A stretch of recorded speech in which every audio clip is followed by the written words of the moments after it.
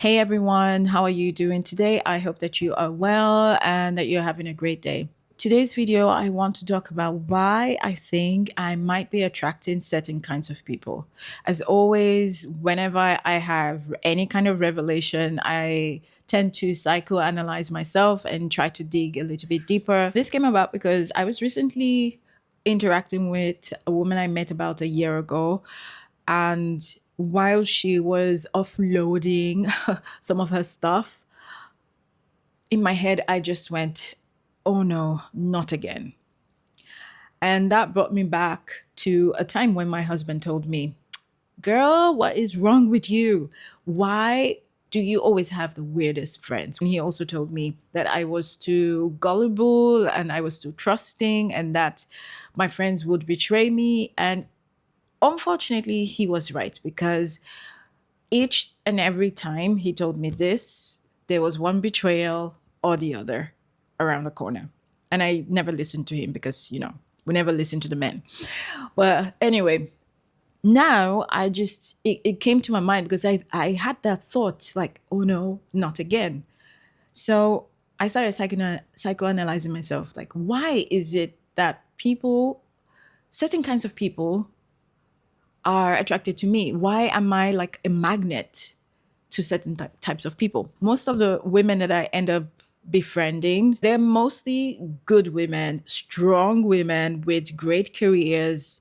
They've achieved quite a lot in their lives. Maybe they have families. Not all of them have families, but they've all portrayed a sense of achievement, a sense of strength about them, which I actually admire. But then they come with their baggages, and we all have baggages. I have baggage myself, and I try to solve my own issues. I try to carry my own baggage and to find a way to lighten the load on myself and on those around me. I don't like to burden other people with my stuff.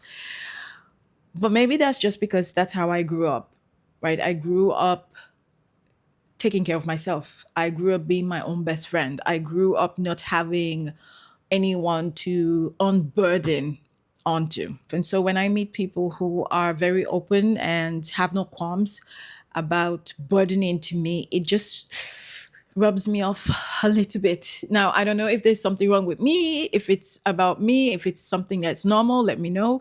If that's normal to you, if you regard it as not a big deal, please let me know. I have moments where I feel like there's something wrong with me and I don't know how to be a friend.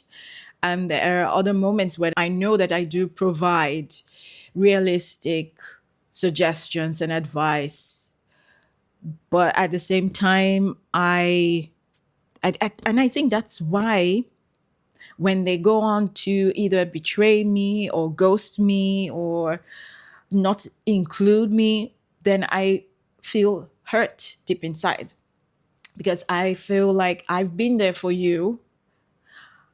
I've been your pillow, your crying shoulder, your listening ear, your the person you bounce your ideas off of, the person who you know will never judge you. But yet, when I need you, yes, in a different way, but when I need you, you're not there for me. And that hurt me, used to hurt me because now I've gone past that. But I still meet people, right? And I'm still seeking connections because I value human connections and interactions. So I'm not completely off making friends. So I still meet people, but then I realized that I can't be close friends with this person because of all of their baggage, but not because they have the baggage, but because they are burdening me with the baggage. And so this is what led me to making this video and hence the title. So am I a magnet to the wrong kinds of friends, or do I have a savior complex? Is it something subconscious in me where I gravitate towards people who need saving and then I try to save them? Maybe because nobody saved me. I've never had anyone that was ever really there for me in terms of friends. That's why I will always, always be grateful that I found my husband, because he is my friend. He's been there for me through the roughest times. I don't know. I'm just psychoanalyzing myself. I'm just trying to work through the emotions of it all. I'm just trying to see where I'm coming from, because I cannot really tell where they are coming from. I'm not in their heads or in their minds. I'm not fully in their lives. So I have no idea, I have no clue what is behind their behavior, but I can only analyze my behavior, right? I know there's this thing about the law of attraction, or the birds of a feather flock together, or even opposites attract. But in this case, it's a mix of everything. When I was in high school, it was like junior high. In Nigeria, it's called junior secondary school. So I would have been about 12, 13 years old at the time. I had just changed school. So if you saw my video about not having friends, I spoke about how my family moved around quite a lot while I was growing up. So I had just changed school, and I met this young girl like me. And there was just something about her. She wasn't the smartest. She wasn't the brightest or the prettiest, but there was something really sweet about her. She was tall. She was taller than I was. She was almost fully developed. I later on found out that she was about 3 years older than we were. So she was like 16 already at the time. But then I found out that she was isolated because, and I think bullied as well, for two main reasons. The first being that she belonged to a Christian denomination in Nigeria that is very puritanical. They preach a lot of purity and chastity, and ways for women to dress. They have lots of rules on modesty and all of that. So she was a member of that church, born into that church, and she had epilepsy, and everyone just avoided her like the plague. And at the time I understood, because I was a new girl, and I understood what it meant to be isolated or to be different, right? Because I was always different everywhere I went, right? So I just kind of took her under my wings and brought her into the fold, into the friendship fold. And I really enjoyed seeing how she changed and blossomed. At the time, I didn't understand what I was doing. I was so young, but I was glad that she had friends. I remember thinking that now I'm glad that she has friends and that people can kind of understand her. And I think that's where this pattern kind of started for me. So over the years, I would always give room for people that I felt were outsiders, right? Outliers. Give them a chance to be treated like a person, basically. Everybody has a right to be treated like a person. Everybody has the right to have friends. We need socializing, So I'm not into ostracizing anyone. I like to bring people into the fold. And that just began, my pattern of friendships over the years. So every time I would move somewhere, if I had a group of friends and then I saw or I met someone else who would maybe not be part of the group, I would try to bring everybody together. So even if I was a member of two friendship groups, I'd like everyone to come together, because this is just how I am, So that's just an example of how I started with this kind of savior complex kind of thing.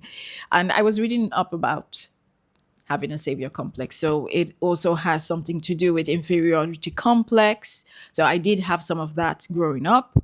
But don't get me wrong, despite that, I was a very self assured, confident young woman in my abilities and what I could do, what I knew of myself. But when it comes to friendships and interacting with people, I'm sure I was quite insecure because I never really learned how to do that, not from my family or friends in general, because I never learned and everything was always cut short, right? So I just perhaps moved along with this insecurity in me, and trying to make up for what I felt was missing in my life. In addition, when someone has an inferiority complex, They might also feel like it is their duty to save everyone they come in contact with. It is their duty to provide to other people what they feel was missing in their own lives. And they think that it is essential for everybody to have. And so they try to help as many people as possible. Furthermore, I found out that I'm an empath. And so I feel what other people feel. But ultimately, I also know that I cannot change anyone. I know that I'm not in charge of anybody's life, not even my kids. And I'm not trying to change anyone, but I usually would like to help someone. I like to help people. I put 110% of myself out when I'm trying to help someone. And when this new friendship started heading towards me being put in a position of the savior again, I finally realized that I have to step back. I have to stop being the one who saves or who tries to save the friendship, who tries to save the other person. I don't want that burden anymore. I don't want that role anymore in a friendship. I want a friendship where we can all stand on our own 2 feet. Doesn't mean that I don't want to listen to people's problems or issues, or that I don't want to lend a helping hand when needed. It's just that I don't want to have that dynamic where I'm the one pulling people up. I want us to all be on a level playing field. I'm trying to protect my heart. I'm trying to protect myself from getting hurt again, like I've been over and over and over again. And yeah, having friends, keeping friends, because making friends, like I said, for me is not difficult, but keeping them has been really difficult for me. Nevertheless, I will not stop trying. I will not stop trying. I'm not going to stop being friends with this lady. I'm going to see how I can steer the direction of the friendship. If you have any tips for that, let me know, please. Okay. So, guys, that's all I have for you today. If you enjoyed this video, make sure that you share it. If you're new, make sure that you subscribe, and I will see you in the next video. Ciao, ciao.